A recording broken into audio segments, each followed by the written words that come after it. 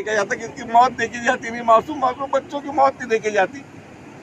वो माँ पे क्या बीत रही होंगी, वो बाप पे क्या बीत रही होंगी, उसका बच्चा चले गए तो क्या एहसास मर गए। जिंदाबाद जिंदाबाद जिंदाबाद।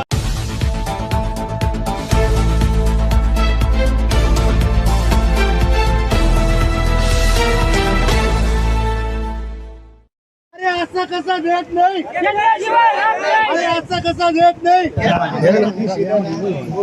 इन्कलाब जिंदाबाद, इन्कलाब जिंदाबाद। घ्या बंटी कोतेला द्या, तुम्हाला पाणी मागत होता।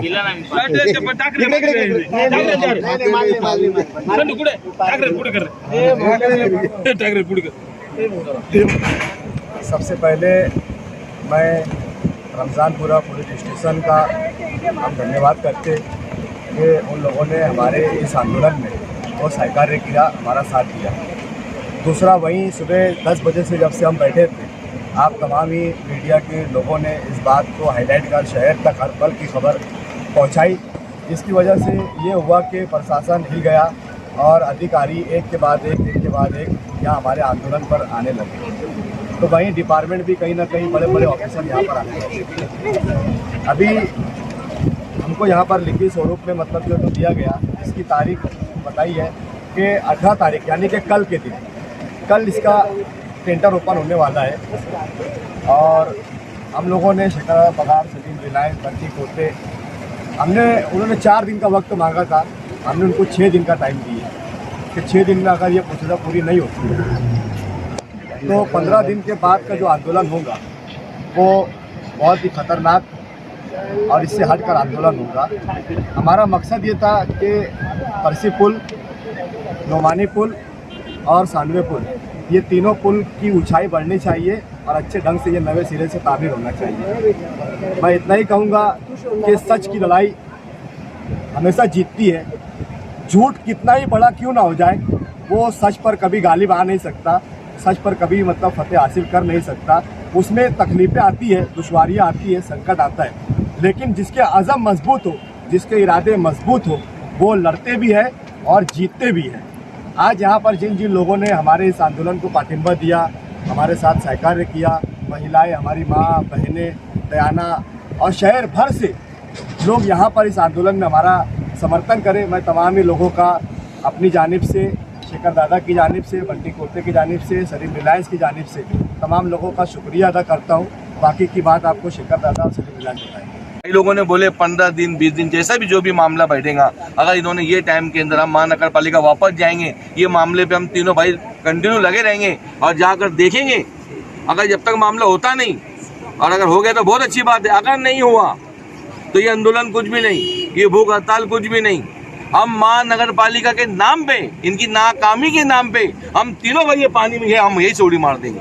नहीं देखा जाता भैया, नहीं देखा जाता कि उसकी मौत देखी जाती नहीं, मासूम बच्चों की मौत नहीं देखी जाती।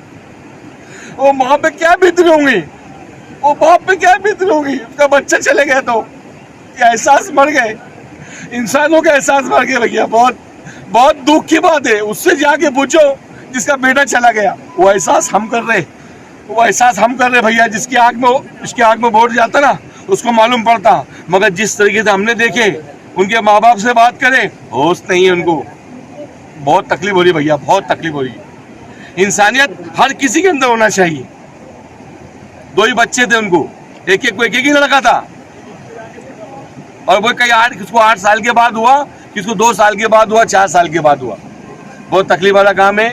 इन्होंने अपनी जिम्मेदारी निभाना, इतनी बात बोल के मैं अपनी बात को खत्म करता हूँ। और जो लोग दयाने के पूरे, हमारे असलम भाई, शेखर दादा, बंटू भाऊ, शेखर भाई और भी जितने लोग हैं और जितने न्यूज चैनल के लोग हैं, मैं तमाम ही लोगों का बहुत बहुत शुक्रिया अदा करता हूँ। जय हिंद, जय महाराष्ट्र, अस्सलाम वालेकुम। मालेगाव शहरातील सांडवा पूल, परसी पूल आणि नुमानी पूल, हे पूल नवीन बांधून देण्यासाठी आज आम्ही आमरण उपोषण सुरू केलं होतं। परंतु महापालिकेचे उपायुक्त यांनी आम्हाला लेखी आश्वासन दिलं की उद्या ही निविदा निघणार आहे, म्हणजे 18 तारखेला। आम्ही ते निवेदन मागणी त्यांनी जी आम्हाला सांगितली की तुमची मागणी लवकरात लवकर मान्य होईल, या लेखी आश्वासन घेऊन आम्ही आंदोलन थांबवलं.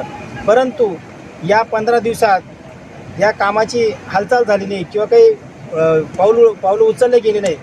तर येणाऱ्या 15 दिवसात आम्ही तिथं जलसमाधी आंदोलन करणार आहोत. या आंदोलनाला पाठिंबा देण्यासाठी आलेले बंटीभाऊ कोते, सलीमदादा, जाबीर भाऊ, तसेच अनिल भुसे, राजेंद्र पवार, प्रताप पवार, शुभम बदाने असे असंख्य लोक या आंदोलनाला पाठिंबा देण्यासाठी आले असता आम्ही त्या पाठिंबा देणाऱ्यांचे मनापासून आभार व्यक्त करतो. तसेच पत्रकार बंधू असतील, पोलीस प्रशासन असेल, इलेक्ट्रॉनिक मीडिया असेल, प्रिंट मीडिया असेल आणि अग्निशामक दलाचे कर्मचारी असतील, यांचेही मनापासून आभार व्यक्त करतो आणि येथेच थांबतो. जय हिंद, जय महाराष्ट्र. आज खऱ्या अर्थानं द्याने रमजानपुरा या भागासाठी ऐतिहासिक दिवस आहे. आत्तापर्यंतचे आंदोलन आपण पाहिले असतील, एखाद्या पक्षाच्या झेंड्याखाली किंवा एखादी विशिष्ट जातीच्या पाठीमागे लागून आंदोलनं होतात.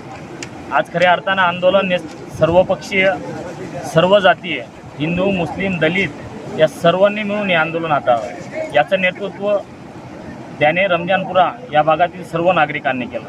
जाबीरभाई असतील, शकरदादा असतील, सलीमदादा असतील, यांनी याची पाया रोवली आणि यांना सर्वांना साथ म्हणून आम्ही सर्व द्यानेकर, रमजानपुरा वासी, आंबेडकर नगरमधील सर्व रहिवासी यांनी सपोर्ट केला.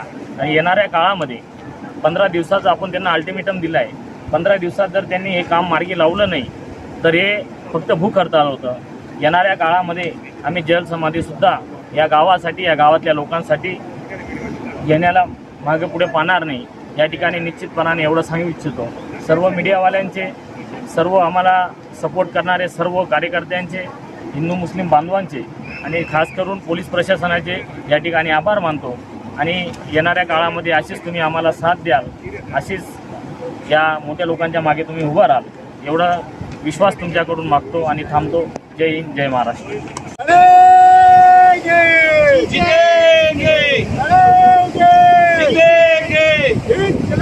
जिंदाबाद, जिंदाबाद, जिंदाबाद.